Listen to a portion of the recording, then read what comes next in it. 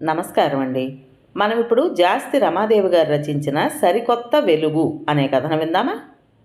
సంధ్యవేళ పడమటి దిక్కున ఆకాశం ఎర్రగా ఎవరో భయంకరంగా హత్యగావింపబడినట్టుగా ఉంది.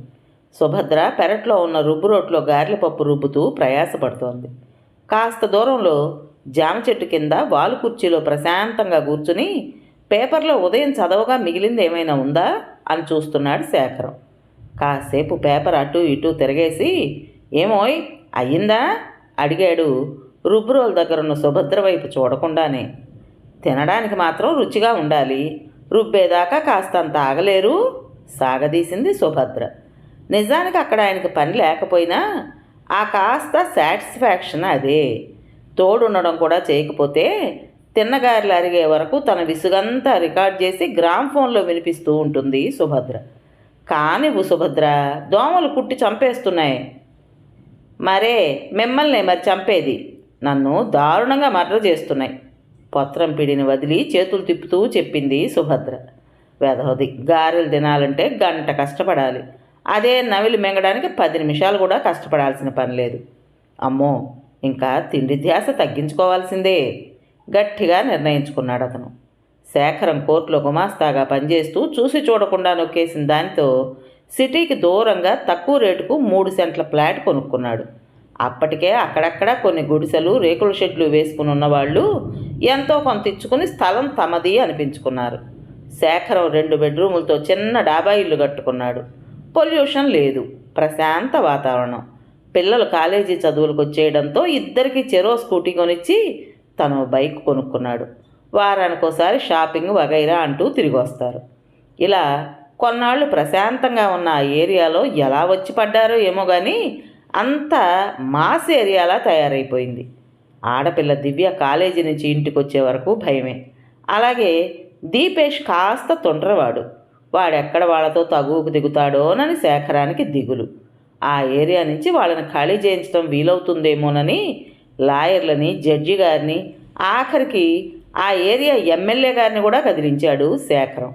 కానీ లాభం లేకపోయింది. కారణం, వాళ్ళకు పట్టాలున్నాయి, కొందరు కొనుక్కున్న వాళ్ళు ఉన్నారు. అందులో వాళ్ళని కదిలించాలంటే ముందు నువ్వు కదలాల్సి ఉంటుందని ఎమ్మెల్యే గారి పిఏ చక్కగా వివరించి చెప్పేసరికి సైలెంట్ అయిపోయాడు శేఖరం. ఇంకా లోపలికి పదండి అంది సుభద్ర. పిండి గిన్నె చేత్తో పట్టుకుని లంకాదహనం కావించి చాలా మంచి పనిచేసిన హనుమంతుళ్ళ సుభద్ర మందహాసం చేసింది. అమ్మయ్య, బతికించావు మనస్సులో అనుకోబోయి పైకి అనేసి పేపరు దాంతోపాటు కుర్చీ కూడా మడత పెట్టేసి లోపలికి నడిచాడు శేఖరం. చక్కగా టీవీ ముందు సెటిల్ అయ్యాడు. వేడివేడి నూనెలో భార్య వేసే గారెల శబ్దాన్ని బట్టి ఎన్ని గారెలు వేస్తోందో లెక్క పెడుతూ గుమ్మం వైపు చూస్తున్నాడు శేఖరం. గారెలు, అల్లం పచ్చడి, మంచినీళ్లు తెచ్చి భర్త ఎదురుగా టీపాయ్ మీద పెట్టి ఇంకా కానివ్వండి అన్నట్టు చూసింది సుభద్ర. పిల్లల్ని రాని కలిసి తిందాం అంటూ మరోసారి గుమ్మం వైపు చూశాడు. ఈ పాటికి వచ్చేయాలి కదా అన్నాడు భార్య వైపు చూసి. మీ గడియారం నిన్న 7 గంటలకు ఆగిపోయింది, ఇప్పుడు టైం 6 అయింది, ఇంకో అరగంటలో వస్తారు వాళ్ళు ప్లేట్ అందిస్తూ అంది సుభద్ర. అంతలోనే పిల్లలు వచ్చేశారు. వాళ్ళు ఫ్రెష్ అయ్యి వచ్చి, మమ్మీ ఈ రోజుల్లో కూడా ఇంకా గారెలు బూర్లు చేస్తావేంటి దీపేష్ చిరాగ్గా అంటుంటే శేఖరం కల్పించుకున్నాడు. తింటే గారెలు తినాలి, వింటే భారతం వినాలి అన్నారు కానీ పానీపూరీలు, బర్గర్లు తినాలని అనలేదు. Please dad, spellings, meanings, compositions వద్దు కానీ మమ్మీ చేసిన గారెలు తినడానికి నాకు అబ్జెక్షన్ లేదు అంటూ దివ్య గారె తుంచి నోట్లో పెట్టుకుంది. అంతలోనే ఒక ఆర్తనాదం వినిపించింది ఎప్పట్లాగే. ఓ నాయనో సంపెత్తున్నాడు రో అంటూ. శేఖరం, సుభద్ర ముఖాలు చూసుకున్నారు. పిల్లలు అవేం పట్టించుకోలేదు. ఈ పాడుగోల వినలేక చచ్చిపోతున్నాం, మాయదారి మందగోల, రామరామ విసుక్కుంది సుభద్ర. ఈ రోజుల్లో కూడా ఇలా ఈ హౌస్ టార్చర్ భరించటం నాన్సెన్స్. పోలీస్ కంప్లైంట్ ఇవ్వచ్చుగా డాడీ దీపేష్ అన్నాడు. పోలీస్ కంప్లైంట్స్ కాదు, చంపేయాలి, బ్లడీ ఇడియట్స్. దివ్య కళ్ళల్లో క్రోధం పడగ విప్పిన త్రాచుపాములా బుసకొడుతోంది. చాలండి, అదంతే, మనకెందుకు కానీ ముందు గారెలు తినండి అంటూ సుభద్ర వెళ్ళి వీధి తలుపులు దగ్గరకేసొచ్చింది. ఎందుకో గారెలు రుచి తగ్గినట్టు అనిపించాయి శేఖరానికి. వారం రోజుల క్రితం తన ఇంటి గేటు దగ్గర ఉన్న శేఖరం దగ్గరకు వచ్చింది కస్తూరి. మొహమాటంగా తచ్చాడుతూ, అయ్యగారు మీరు సాయం చెయ్యాలండి అని అడిగింది. గతుక్కుమన్నాడు శేఖరం. ఎందుకంటే సాయం అనే మాటను ఎవరు ఉచ్చరించినా అతనికి డబ్బు సాయంగానే కనిపిస్తుంది. చూస్తే ఆ అమ్మాయి నిండు గర్భిణిలా ఉంది. అవసరానికి డబ్బు కాకపోతే ఇంకేం అడుగుతుందని అనుకుంటూనే ఏమిటి అని అడిగాడు అనాసక్తిగా. మా ఇంటాయన ఆటో తోల్తాడయ్యా, సంపాదించిందంతా ఖర్చు పెట్టేస్తాడు. ఏటయ్యా ఇది, ఇట్ట అయితే సంసారం ఎట్టా గడుపుతుందయ్యా అని అడిగితే నువ్వున్నావుగా అంటాడయ్యా. ఇంట్లో చిన్నపిల్లాడున్నాడయ్యా, కడుపులో ఓ బిడ్డ, నేనేటి చేయగలనయ్యా అంటూ ఇంకా ఏదో చెప్పబోతున్న కస్తూరిని వారించాడు. నాకు ఇవన్నీ ఎందుకు చెప్తున్నావమ్మాయి, అసలు విషయం చెప్పు, కోర్టుకు టైం అవుతోంది నాకు విసుగ్గా అన్నాడు. అదేనయ్యా, మీరో పాలి ఆయనకు 4 మంచి మాటలు చెబితే. నవ్వాడు శేఖరం. తాగుబోతులు మాట మీద కంటే మందు మీదే ఎక్కువగా నిలబడతారని నాకెన్నో అనుభవాలు చెప్పాయి. ఎంతమందిని చూశానని అనుకున్నాడు. అతని మనసులోని మాటల్ని చదివేసిన దానిలా, కాదయ్య గారు, మీరో పాలి చెప్పండి చాలు, చదువుకున్నోరంటే మా ఆయనకి గురెక్కువయ్యా. ఎట్టాగన్నా ఆ పాడు తాగుడు మానేస్తే ఆడంత మంచోడు లేడయ్య గారు. ప్రాధేయపడుతూ కాళ్ళు పట్టుకోబోతుంటే శేఖరం వద్దని దూరంగా జరిగాడు. సర్లే వెళ్ళు అన్నాడు. అప్పటికేదో చెప్పాడు కానీ తర్వాత ఆ విషయం మర్చిపోయాడు. ఓ విధమైన నిర్లిప్తతతో ఆ విషయం వదిలేశాడు. కానీ ఇప్పుడు ఆ పిల్ల ఆర్తనాదం మనస్సును మెలేస్తున్నట్టుంది. ఆ అమ్మాయి తననేం పెద్ద సాయం అడగలేదు, 4 మంచి మాటలేగా అడిగింది. ఈ విషయమే తను సుభద్రకు చెప్పినప్పుడు తాగుబోతోళ్ళతో మనకెందుకుట గోలా, వాడు వినకపోగా అందరితో చెప్పి అల్లరి చేస్తే మన పరువు పోతుంది. పైగా మనకిద్దరు పిల్లలు ఉన్నారు, వాడు వాళ్ళని ఏమైనా అంటే ఎలాగండి, ఆ విషయాలు పట్టించుకోకండి అంది సుభద్ర. ఆ అమ్మాయి గర్భవతి, పాపం దెబ్బ తగలరాని చోట తగిలితేనో. శేఖరానికి ఆ రాత్రి ఎంతకీ నిద్ర రాలేదు. అర్ధరాత్రి ఒళ్ళంతా చెమటబట్టేసి గుండె పట్టినట్టు అనిపించి ఉలిక్కిపడి లేచి కూర్చున్నాడు. తన వాళ్ళు ప్రశాంతంగా నిద్రపోతున్నారు. ఉండుండి కుక్కల అరుపులు వినిపిస్తున్నాయి. ఎవరో బాధగా మూలుగుతున్న శబ్దం. నిద్ర కళ్ళు నులుముకుని మంచం మేంచి దిగి కిటికీలోంచి బయటికి చూశాడు. కస్తూరి వాళ్ళ ఇల్లు చక్కగా కనిపిస్తోంది. కస్తూరి వాళ్ళ ఆయన వీరయ్య ఆటోలో పడుకున్నట్టున్నాడు. ఆ అమ్మాయి బాధతో మూలుగుతూ భర్తను లేపడానికి ప్రయాసపడుతోంది. అయ్యా లేయ్యా, నొప్పిగుంది అంటోంది. పెద్దగా మూలుగుతోంది. 2 ఏళ్లున్న పసిపిల్లాడు అమ్మ పక్కలో లేదని గుక్క పెట్టి ఏడుస్తున్నాడు. సుభద్ర, ఆ అమ్మాయికి నొప్పులు వస్తున్నట్టున్నాయేమో పాపం అంటూ భార్యను తట్టి లేపాడు శేఖరం. ఏ అమ్మాయికి నిద్రలోంచే అడిగింది. అదే సాయంత్రం కొట్టాడుగా ఆటో వీరయ్య, అతని భార్య కస్తూరికి. పాపం ఎక్కడైనా దెబ్బ తగిలిందేమో. మీ జాలి పాడుగాను, పడుకోండి, తెల్లారకుండా మళ్ళీ కోర్టుకు వెళ్ళాలంటారు, మనకెందుకు వచ్చిన గోలా, వాళ్లే ఏదో కింద మీద పడతారులేండి అని అటు తిరిగి పడుకుంది సుభద్ర. శేఖరం బాత్రూంకి వెళ్ళొచ్చాడు. మంచినీళ్ళు తాగాడు. గుండె భారంగా కొట్టుకుంటున్నట్టు లోపల ఏదో అలజడి, అదేంటో తెలియడం లేదు. మంచం మీద వాలాడు. కళ్ళు మూసుకున్నా నిద్ర రావడం లేదు. మూలుగు వినిపించటం లేదు. శేఖరం గబాలన లేచి కూర్చున్నాడు.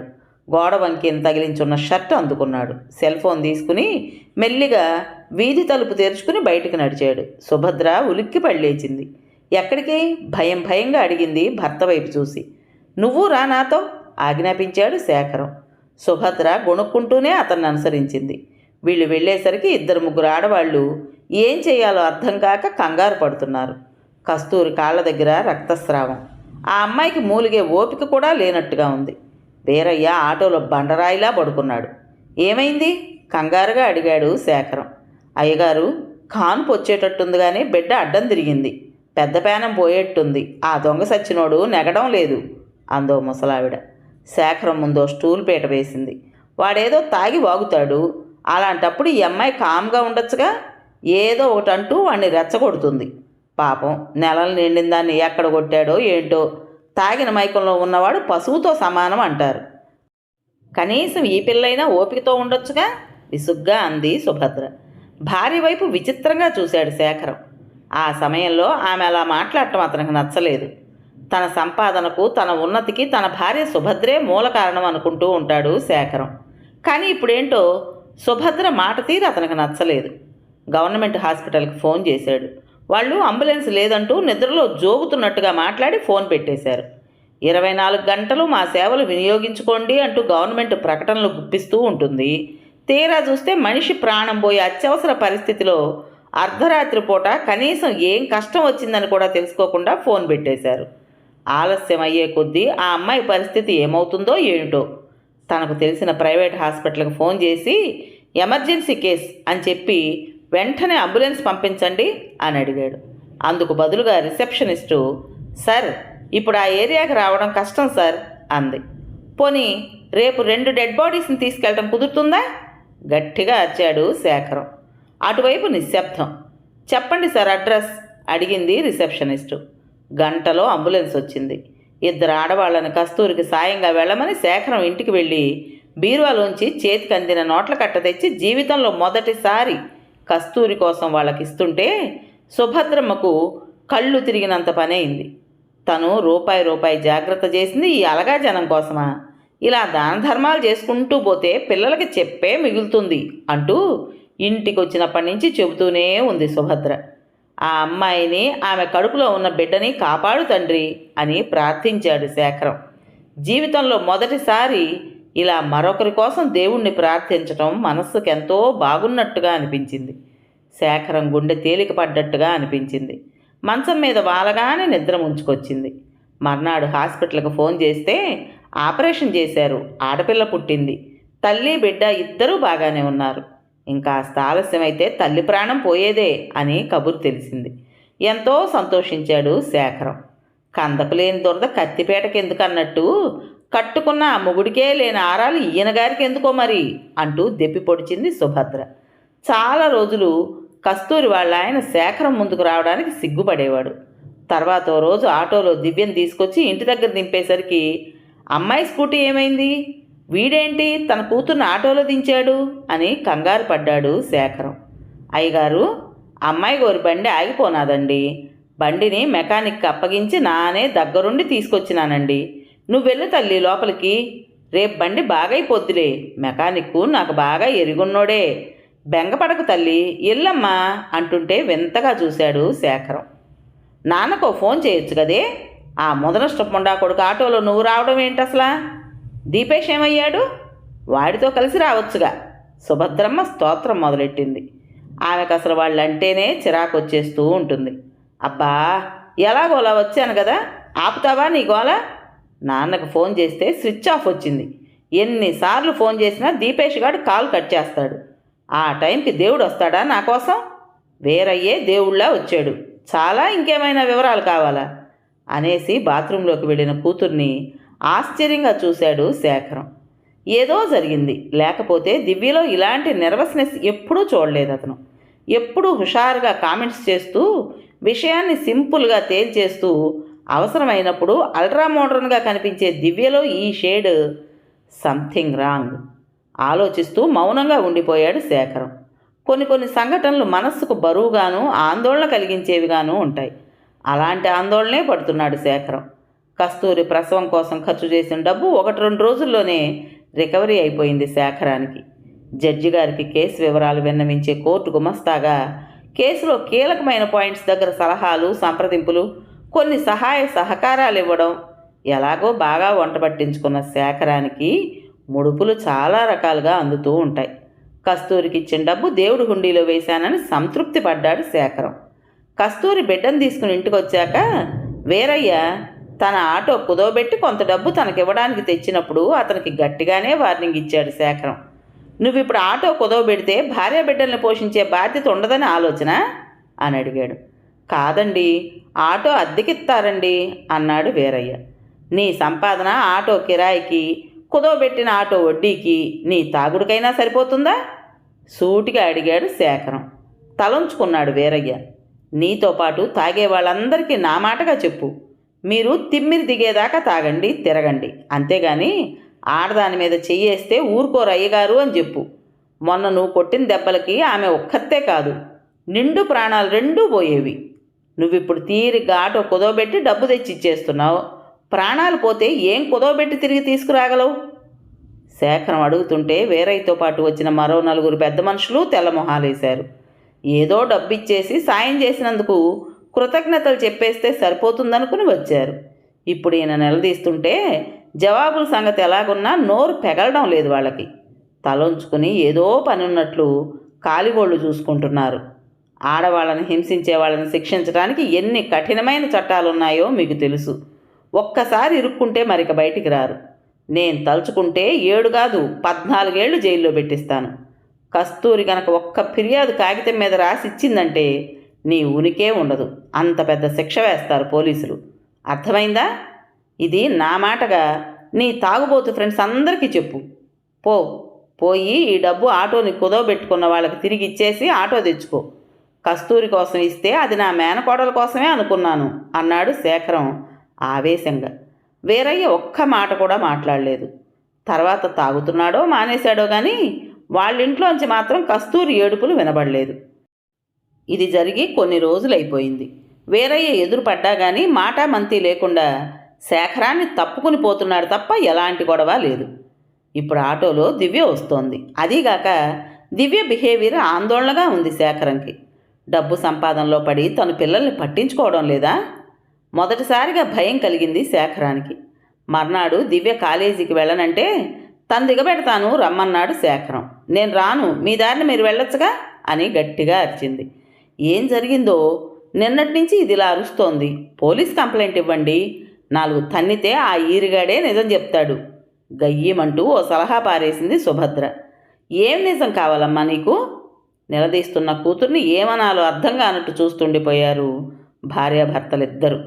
ఏమీ అడగద్దు అన్నట్టు శేఖరం భార్యకి సైగ చేసి కోర్టుకు వెళ్ళిపోయాడు. అక్క మూడు బాగున్నట్టు లేదు అనుకుంటూ దీపేష్ తనదారిని తాను కాలేజీకి వెళ్ళిపోయాడు. 4 రోజుల తర్వాత దివ్య కాలేజీకి ఎందుకు రావడం లేదని ప్రిన్సిపాల్ కాల్ చేసింది. హెల్త్ ప్రాబ్లం అంటూ లీవ్ లెటర్ ఇచ్చొచ్చాడు శేఖరం. ఆ తర్వాత ప్రశాంతంగా దివ్య చెప్పింది విన్న శేఖరం జీవితంలో మొదటిసారి భయపడ్డాడు. అది రాత్రి సమయం అని కూడా మర్చిపోయి మరోసారి కస్తూరి ఇంటి వైపు నడిచాడు. అప్పటికి అన్నాలు తిని పిల్లలిద్దరిని భుజాల మీద ఎక్కించుకుని జోలపాటలు పాడుతున్నాడు వీరయ్య. కస్తూరి గిన్నెలు గడుక్కుంటోంది. శేఖరాన్ని చూడగానే ఇద్దరూ కంగారు పడిపోయారు. కస్తూరి గబగబా స్టూల్ పీట తెచ్చివేసింది. ఏటయ్య గారు, ఇంత రాత్రివేళ మీరొచ్చారు? కేకెత్తే నేనే వచ్చేవాణ్ణి కదా చేతులు కట్టుకుని నిలబడి అడిగాడు వీరయ్య. ఆ క్షణాన స్వామి కార్యాన్ని స్వకార్యంగా పాటించే హనుమంతుడే వీరయ్యలో కనిపించాడు శేఖరానికి. వీరయ్య, దేవుడి దగ్గరికి మనమే వెళ్ళాలి, దేవుణ్ణి మన దగ్గరకు రమ్మని కోరుకోకూడదు అన్నాడు. అయ్యగారు ఏం మాట్లాడుతున్నారో అర్థం కాక భార్య వైపు చూశాడు వీరయ్య. వీరయ్య, రేపటి నుంచి అమ్మాయిని నీ ఆటోలో నువ్వే కాలేజీకి తీసుకురాగలవా అడిగాడు శేఖరం.